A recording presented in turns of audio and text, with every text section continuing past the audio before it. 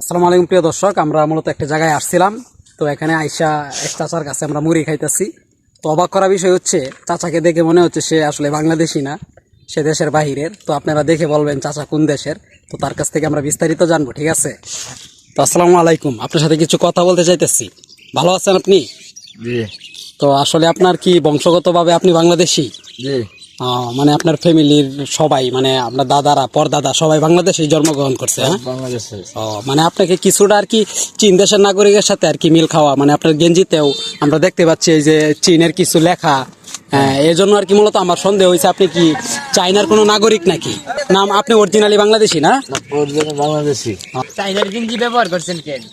এটা আমার ছোট ভাই ওই জায়গা থাকে। ও মানে চাইনা থায়। হ্যাঁ, হ্যাঁ ও আচ্ছা আচ্ছা। যে কেউ আপনাকে দেখলে মনে হবে যে আপনি চীন দেশের কোনো নাগরিক বা বাংলাদেশে ব্যবসা করতেছেন।